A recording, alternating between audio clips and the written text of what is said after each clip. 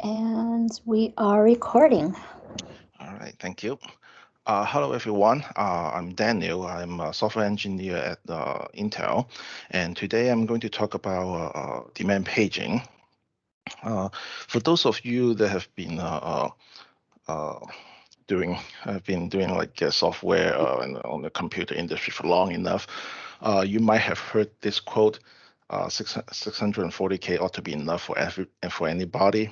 Uh, the the one who said has been disputed, but this is something that's really related to what we're going to talk about today. Uh, here, this is the agenda for today. It's like we'll just give I'll talk about what is demand paging and why we need demand paging, and then how we doing demand paging in Zephyr, and then talk about a little bit what's the current status of the code in Zephyr. So, what exactly is demand paging?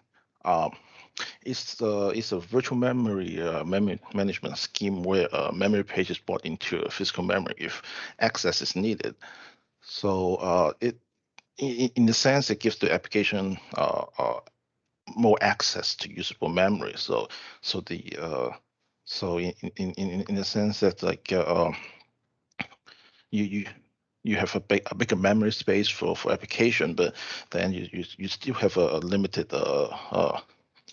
amount of physical memory, but the content is being swapped between the physical memory and some storage space, like what we call backing store. Whatever is needed for the current execution context will be in the physical memory for the execution to continue for data to be read or written.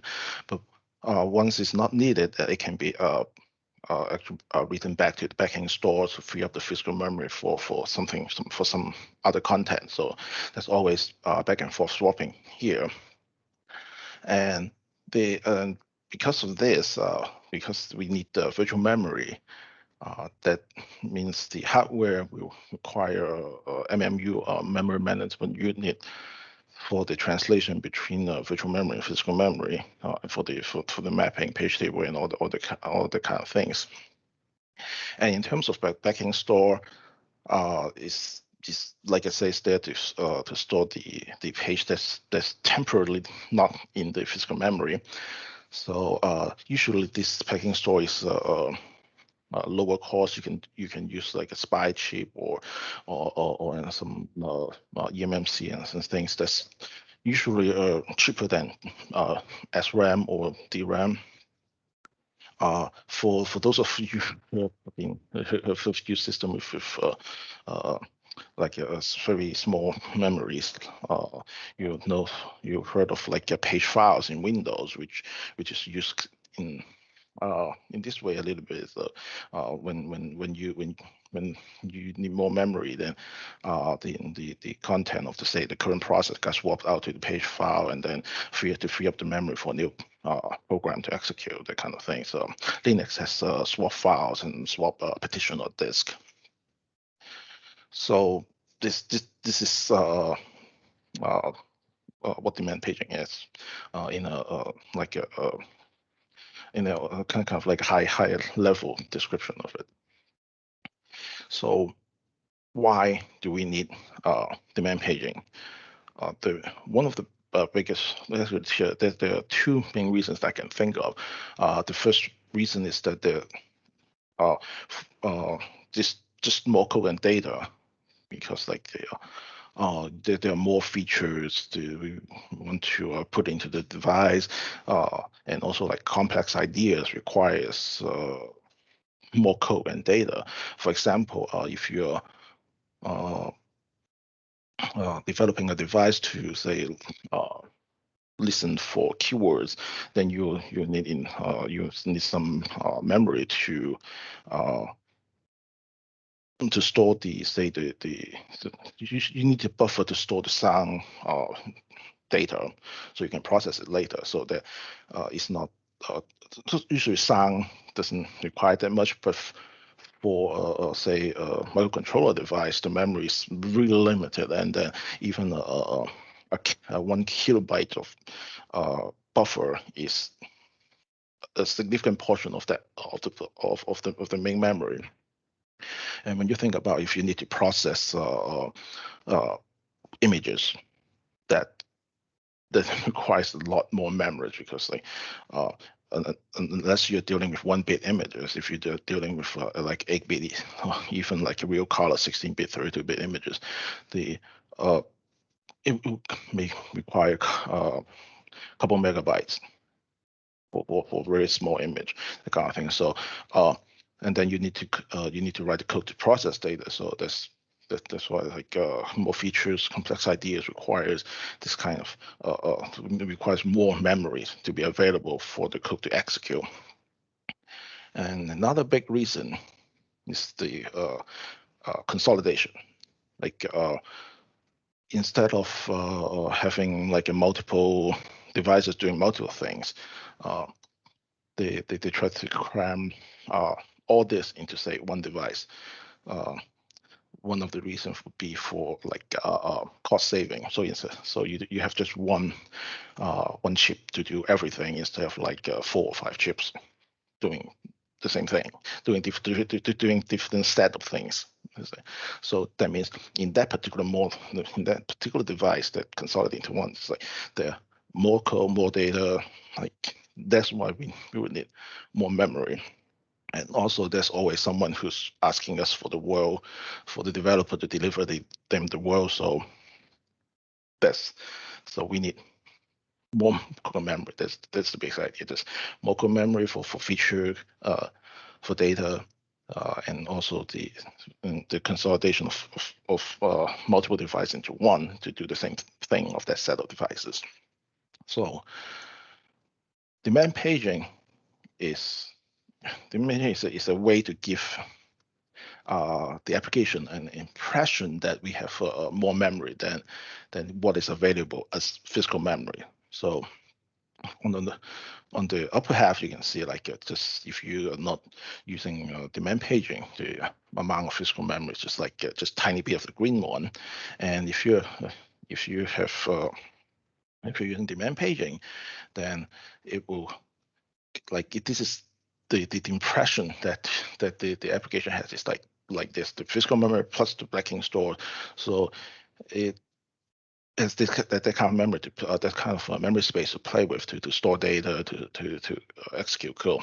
But the thing is, that's basically the only advantage of using demand paging. The drawbacks of using demand paging is like the first one is that the hardware, you require hardware support for MMU, for address translation, which usually is MMU, because like I said before, like the code execution and data access are done in virtual address space. So the MMU needs to translate the virtual address back into the physical address, so you can access whatever is in the physical memory. That means the device would be more expensive. And then the second point is that you will also need additional hardware spec installed, like I said, like a SPI chip or eMMC flash or something like a FRAM for better random access time. But still, you still need the hardware as a backing store, so additional cost there. And the biggest problem here is that the latency. Because when you're swapping memory pages between physical and the memory and the backing store, if the page, the data is already in the physical memory, the latency, the cost is negligible, because it's there, you don't have to do anything, it just continue execution. But if the data is not already in the memory and only in the backing store, that means you have to copy the data from the backing store into the physical memory. But what if there's no free space? Like all the physical memory already has data in it. So at that point, you need to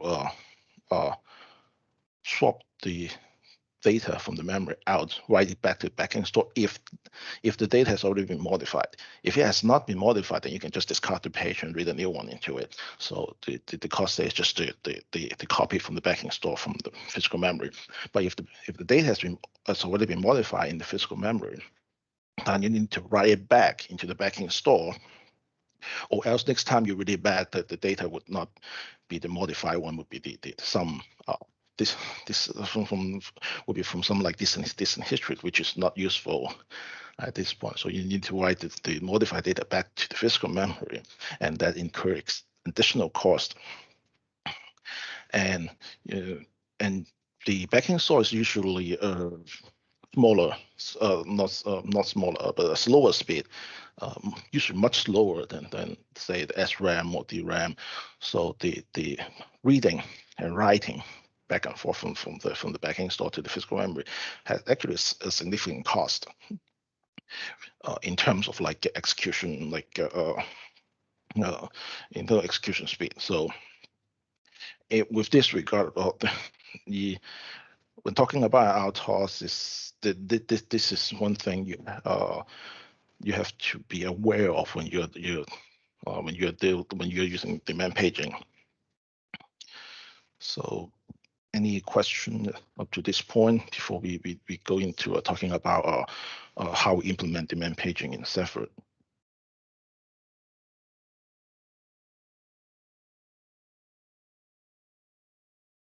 No, okay. Then we'll go and talk about how demand paging is done in Zephyr. Like conceptually, like if it's a really kind of high level overview of how it's being done, and we'll dive into a little bit more details of each part in the following slides. So on the left side, you have code execution. It's just like your device, your other devices without using the demand page, just go through like go through the memory, read the instruction, execute it, and then continue. And when it continues, but when it continues to a space where the data is not in memory, then the memory access would fail because the data is not there. So at this point, then then we need to find a new free physical page for the data to be brought from the backing store into physical memory. So if there's a free physical page, it goes to the lower right path, which is like just read the desired data into the free physical page, update the address translation so that the virtual address is actually mapped to the where the data is, and then go back to code execution, and then the code execution can continue with the now available data. But if there's no free physical page, like in the middle, go to the and then we go to the upper the upper path. Say no, so that means you need to find a page from the physical memory to actually swap out, so we can bring in the data in. So and then when we try to swap out the existing pages, then we need to find out if the page is modified or not. If the page is modified, then you need to go to the to the right side where you need to write the modified page back to the backing store, and then go back go to the where you need to invalidate the address translation entry. Say the page is no longer there, so then you need so the next time you try to execute, it won't execute it won't execute the data is no longer available. So once the address translation entry is invalidated, so then it goes to the path where it just read the data into the physical page, and then and then you need to update the address translation entry so that the virtual address maps to the actual like points to the data in the physical memory, and then you go back to code execution. So this is just a very high level concept. So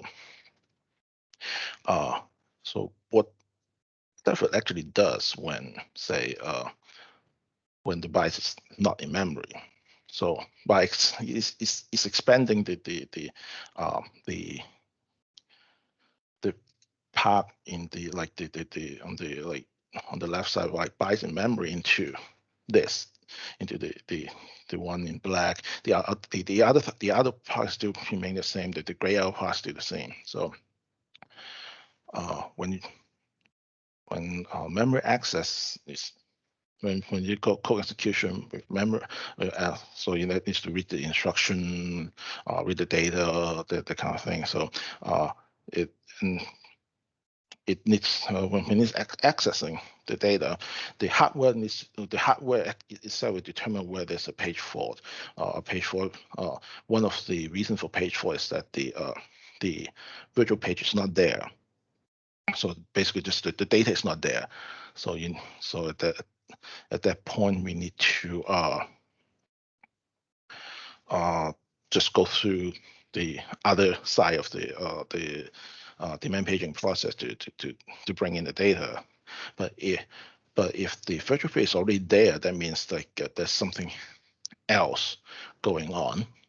For example, access violation, like you're in user mode and you're accessing a region that's supervisor mode only, then so you need to go through exception handling to figure out what actually is going on.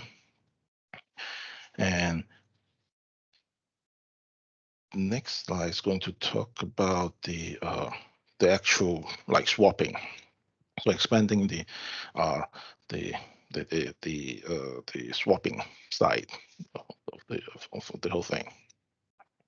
So so after page fault and the code realized that the virtual page is not there, that means we need to bring in the data from the backing store. So and one thing to there's a term here that we used in Zephyr is that the physical memory is divided into what we call page frames. It's the same size as each virtual page, so that we can map directly from a virtual page to a page frame because they are the same size. So it's just easier to do the mapping. You don't do byte to byte mapping. You basically just map from one chunk to another chunk, the kind of thing. So and so once so that we need to test if the virtual page is not there. We test that the virtual page is not there, and then we need to find a free page frame in the physical memory so that we can bring in the side data. And if there's a free page frame found in the physical memory, that's the easy path. You just go to the downward one to the lower right. Say you map the free page frame to what we call a scratch page. Scratch page is there for so that the backing store actually only write to the scratch page and nothing else. It doesn't write to the actual like virtual address or the virtual page, because the virtual page may mark as read only. That means we can write to it, and we don't want to, for example, temporarily mark it as read write, because that means like it will create some like a for some amount of time. If the virtual page is original mark as read only and then we mark it right, then we may be something may be able to write to it, which alter the data in the page frame, which is not supposed to, because it was marked read only originally.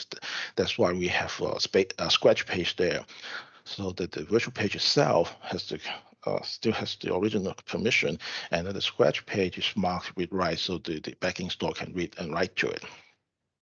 And after mapping the page frame to scratch page, we then the backing store will read the data into the scratch page, and then the next step is to update the address translation entry. So the virtual page points to the page frame, the previously free page frame, and now is the data occupied with the desired data. So then it goes back to code execution.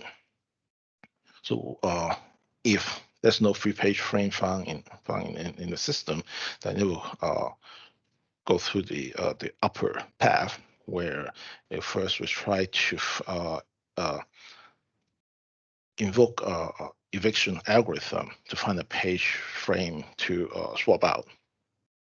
So eviction algorithm is one common one would be the LRU list recently used algorithm, which means like but this algorithm like periodically figure out like which page has been used, so that it keeps tracks of like which page has not been used like at that checkpoint. But this part, the algorithm is you can write your own algorithm in Zephyr. That's fine. The LRU is just one example. So after the eviction algorithm picked page frame to swap out, then we need to check if the data in that page frame has been modified. If no, it has not been modified, that means we don't have to write it back to the backing store. So it just go to the lower path, just mark the page frame as free, and then go through the lower path as if we've talked before that there's a free page frame. Just go read the data into the page frame and then continue execution. But if it's not, the data if that's not correct, then that means the data in the page frame has already been modified by, say, the code execution.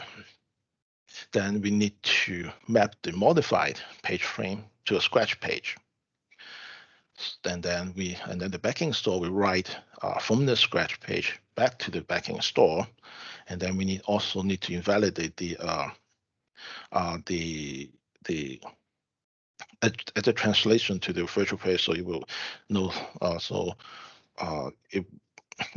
This access to it will no longer be valid, and next time you try to access it, it will reside in the page 4 and then we go from the left side through this graph again. But now it's like after invalidating the address translation, we just go back to the path. So mark the page as free, and then just go through the lower path again. That's basically the like a high level overview of what Zephyr is doing Zephyr is doing here. Like any question up to this point is the process itself is similar to what other paging schemes are doing. Like this is kind of like the more traditional like paging scheme that has existed for a long time, but we just expanded to say to use the scratch page as an intermediate to read write from the backing store, and basically that's basically it.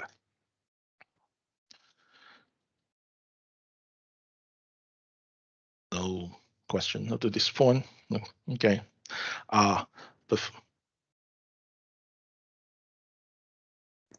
There's a question asking.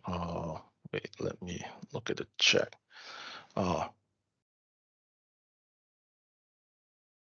The question was like, in which part of this process we need to flush the TLBs in the multiprocessor system? It would be on like on the so for example, like would be similar to what we have on the upper right side, where you invalidate the address translation to virtual page. This is the first location you need to flush the TLB, And then the second location on the lower right, so to update the address translation entry. So whenever you need to change the page table or the address translation, you need to update the TLB. I don't think you need to exactly flush the TLB, to flush all everything. You just need to update the TLB for that particular area. Does that answer your question?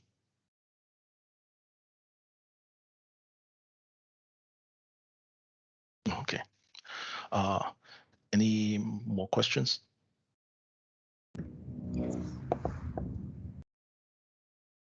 Are there any other questions? We can take them live if you want to unmute yourself, or add it into the chat.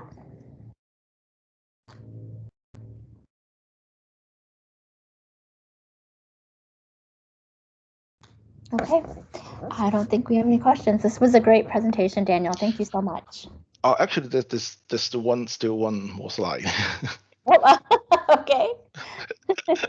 I want to pause here for question because this is a big diagram. I just want to make sure that that people understand it at this point. Okay, let's move forward. But for some of here we've been dealing with it, then we've been dealing with this. Then they may see that this way. What if you what if you have swapped out something that's required for the page for handling, like that, like the whole graph before? It's like, what if with some code there that's got swap out? That means if you try to go through this the page for handling again, it will result in the page 4 because it need to pull in, say, the eviction algorithm into the memory again, and then the page 4 itself will start in another page 4, so it will be a double 4, triple 4s, and usually at that point they will be just like kernel oops, and the system just stop. Just that's it. So the solution for this is that we have something in Zephyr called for pinned, for what we call a pinned region. It's just basically just pin those code in the memory. That means the code will always be in physical memory and never get that swapped out. So what we did was basically just define a linker section in the linker tree for pin section to as a home for those for those function and data. And at boot, those regions are marked pinned. That means the eviction algorithm, the page 4 handling will never do anything to it.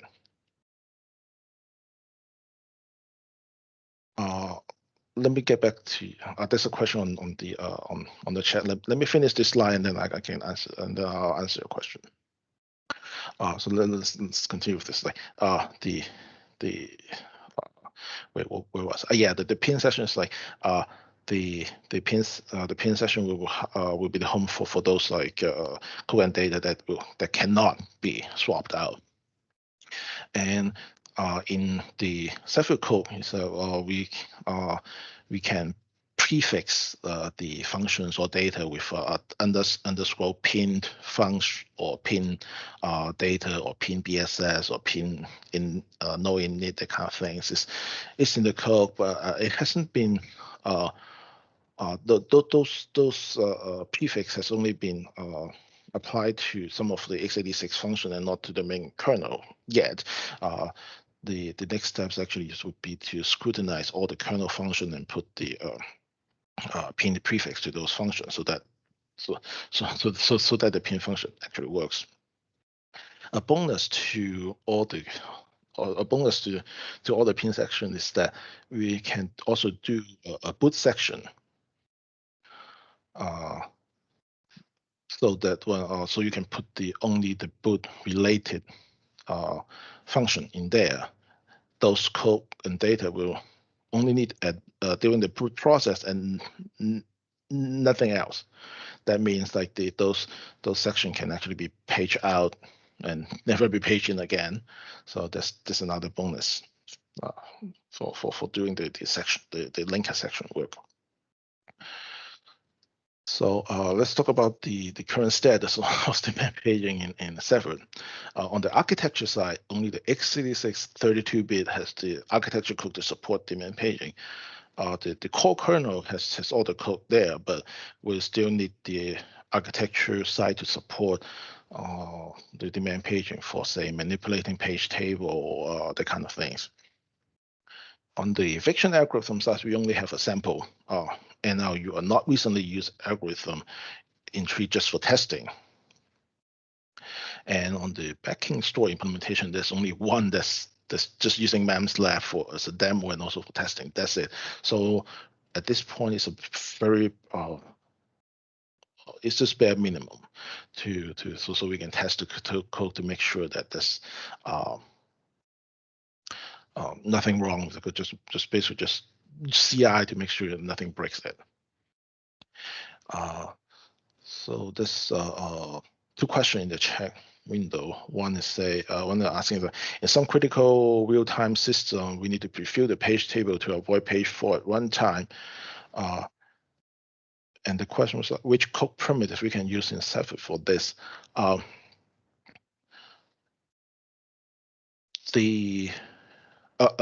this, like on the x86 side, we actually there's gen mmu.py Python script to actually pre-populate the page table at build time. And on the I think the ARM 60-bit or the ARM 64-bit side, they have the functions to do the translation, but I'm not so familiar with the page table routine on the ARM side. But the thing with Zephyr is that you can customize the build process or customize your own architecture code at this point. Not at this point. It's like you can do it at the architecture code. You can do it, say, at the for example, the if you want to customize, you can customize the context switch side, which I don't really recommend because it will add to the latency. But the thing of Zephyr is that you are actually working so low level, you can add the code you want, whatever you want. So, and does that answer the question, or do you have any follow up to that? Okay. Okay. That's and then the same person asked another question saying that are there any examples I can take a look? There's a testing app under test kernel memprotect demand paging, and I think that's it. That's the only thing we have right now. It's for CI. It uses the NLU for eviction algorithm using the MEMS lab backing store. So that's and that's it. I know that's not much. So, but one thing is that we have a documentation under API reference memory management demand paging, which has more details on what you can do with the demand paging subsystem. For example, if there are functions say like called kman page in and kman page out, so that at some point you can force page in on a large or on some memory range to prepare for the execution, so that your system will get so it's a way to keep the latency minimum, because if you page in all the data you need, then the data is already available, so it doesn't need to go through the page in and page out process. The same as like kman page out, which means you can, if you know the data is not going to be needed for some considerable amount of time, but in terms of execution, then you can page out the whole range, so to free up the page frames for following executions. And you can also actually at runtime pin certain memory regions and unpin certain memory regions that just you can look at the document. They have more detailed explanation, and they point you to the actual function with the description. So that actually lists another questions asked by Jacob, saying that doesn't paging make Zephyr real time less predictable and be more like Linux? In a sense, yes. It will make it because of the latency of swapping swapping the data back and forth. The latency is no longer guaranteed at the point, because you never know where the data is in memory, so you need to swap in and out. That's why you can use let's just say you can use the kmem page in and kmem page out to force the data to be in memory. Basically just kmem page in to force the data to be in the memory so that we can process it. So I wouldn't say it's more Linux-like, but the power real time is like the real time constraint would be harder to satisfy at this point. Does that answer your question?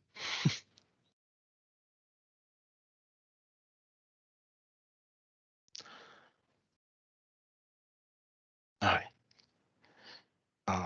Okay. So now it's like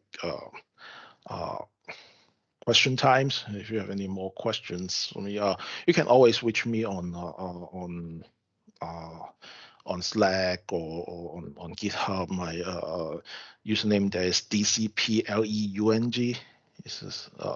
So you can also send me email. My email is daniel.leung@intel.com. Basically, first name dot last name @intel.com. So.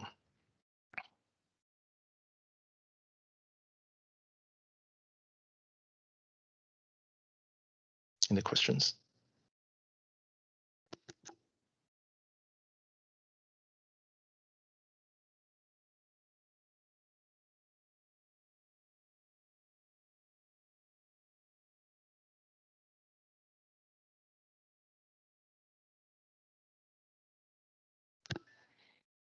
Okay, I think that's it then. Thank you, everyone. Thank you, Daniel. Bye-bye. Bye.